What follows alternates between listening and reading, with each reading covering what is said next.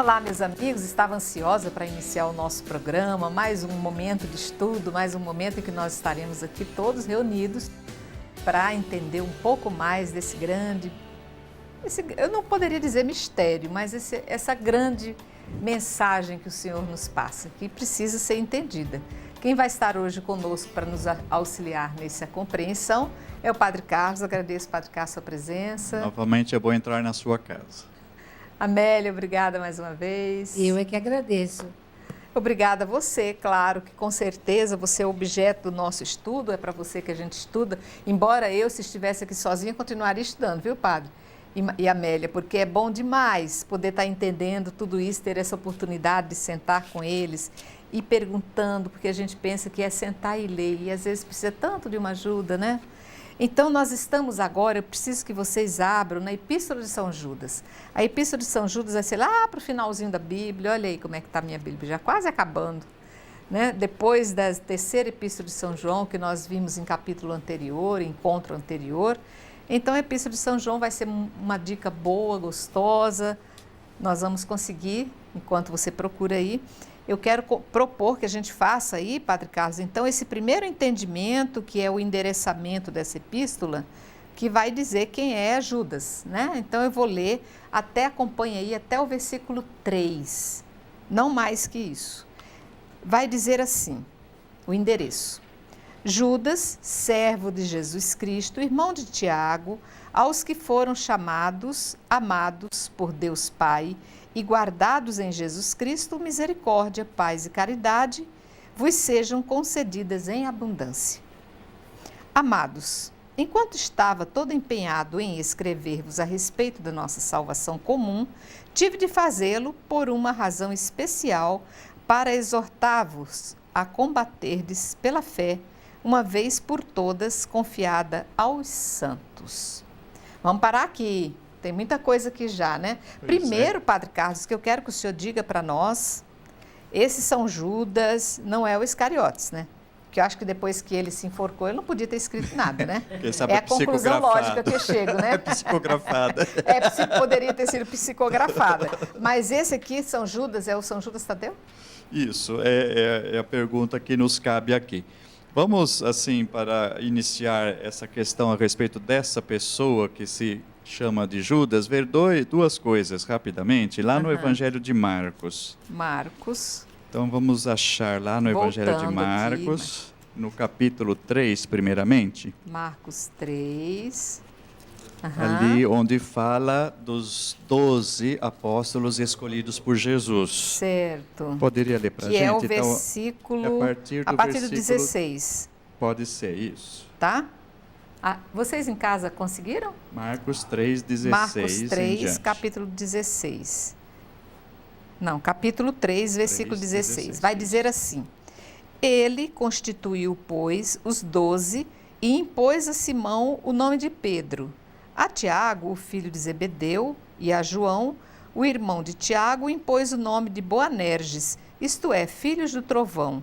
Depois André, Filipe, Bartolomeu, Mateus, Tomé, Tiago, o filho de Alfeu, Tadeu, Simão, o Zelota, e Judas Iscariote, aquele que o entregou.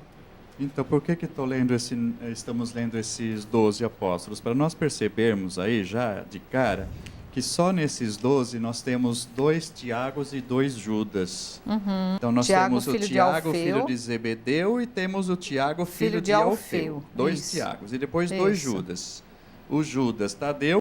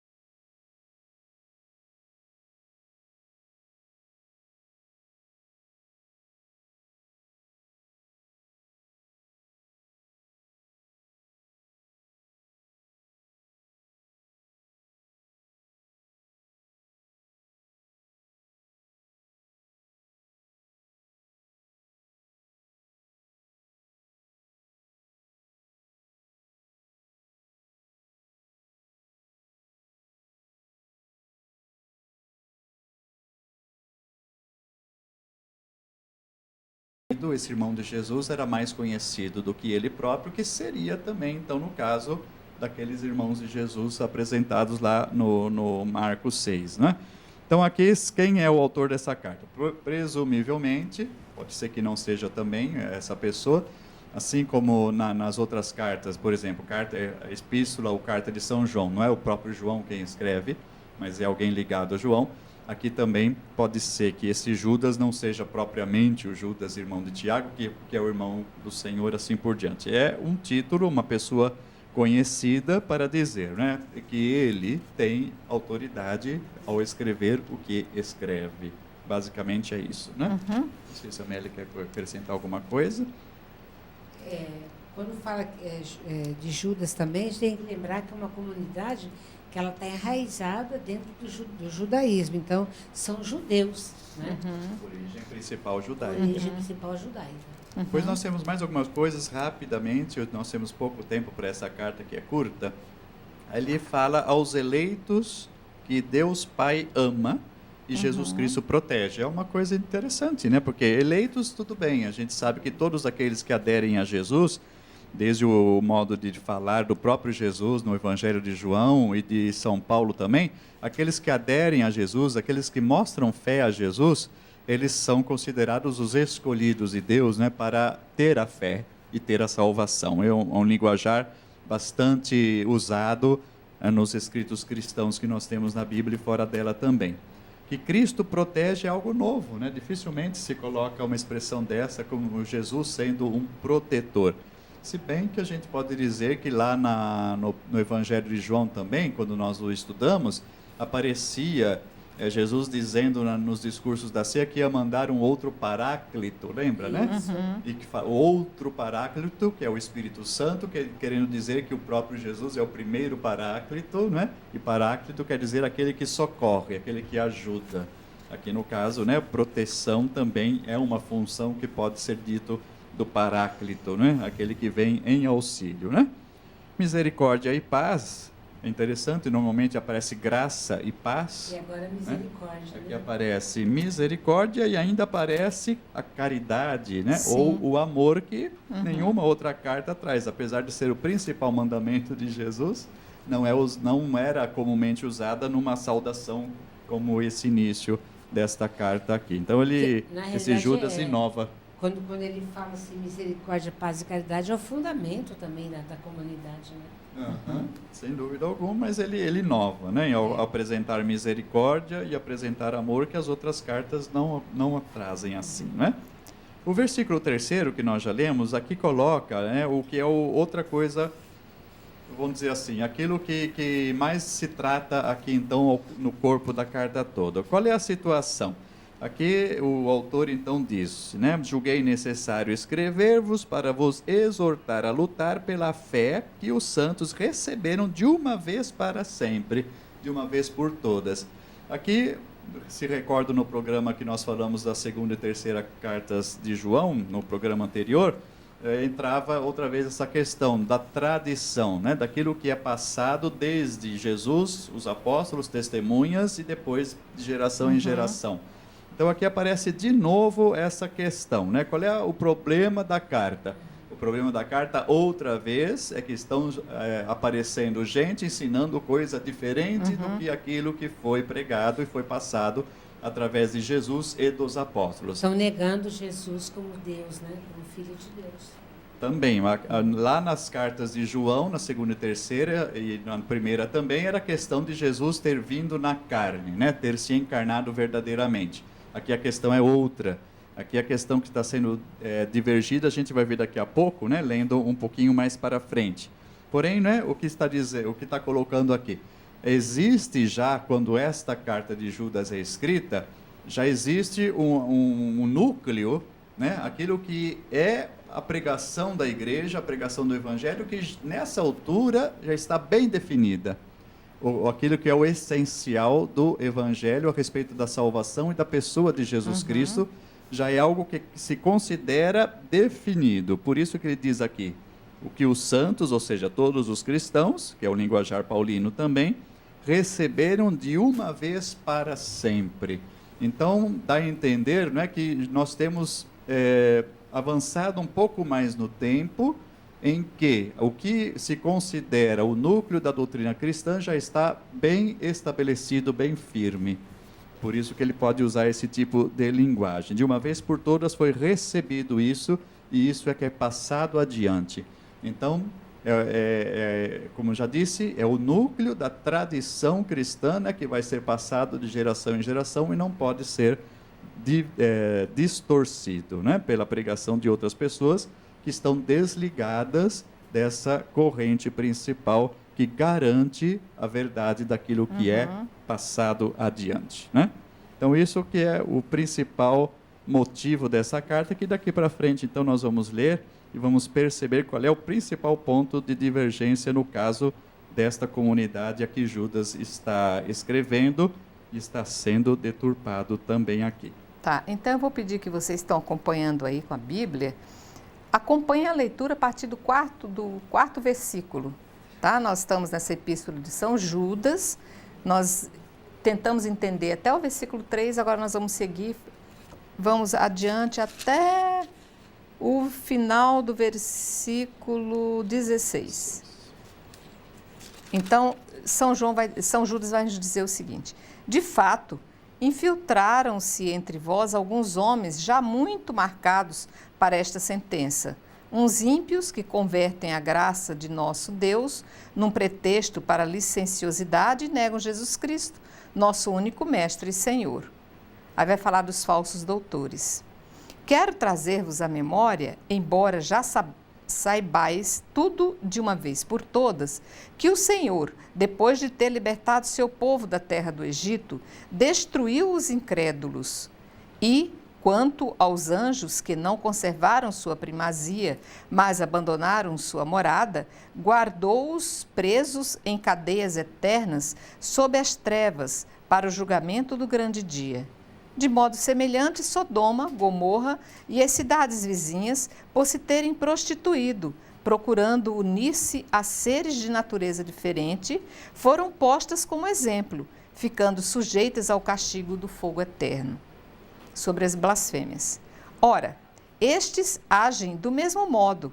Na sua alucinação, conspurcam a carne, desprezam a autoridade e injuriam as glórias.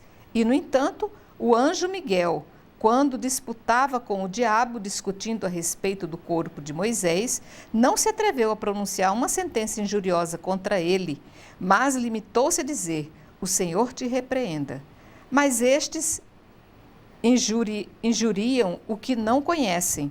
Por outra parte, as coisas que conhecem fisicamente, como os animais irracionais, só servem para perdê-los. Sobre a perversidade. Ai deles, porque trilharam o caminho de Caim, seduzidos por um salário, entregaram-se aos desvarios de Balaão e pereceram na revolta de Coré. São eles que constituem escolhos nos vossos ágapes, regalando-se irreverentemente, apacentando-se a si mesmos. São nuvens sem água, levadas pelo vento, árvores que no fim do outono não dão frutos, 2 vezes mortas, arrancadas pela raiz, ondas bravias do mar, a espumarem a sua própria imprudência, astros errantes, aos quais está reservada a escuridão das trevas para a eternidade. A respeito deles, profetizou Enoque, o 7º dos patriarcas a contar de Adão, quando disse: eis que o Senhor veio com as suas santas milícias exercer o julgamento sobre todos os homens e arguir todos os ímpios de todas as obras de impiedade que praticaram e de todas as palavras duras que proferiram contra ele os pecadores ímpios. São uns murmuradores, revoltados contra o destino, que procedem de acordo com suas concupiscências. Sua boca profere palavras arrogantes, mas estão sempre prontas a bajular quando o seu interesse está em jogo. Vamos parar por aqui, porque tem umas palavras aqui bem diferentes, mas eu vou fazer o seguinte, padre. Embora eu tenha acabado de ler, vocês estão aí também tentando buscar o material, Vamos esperar um pequeno intervalinho e já voltamos, que já voltamos com o entendimento de todo esse trecho que nós acabamos de ler, tá?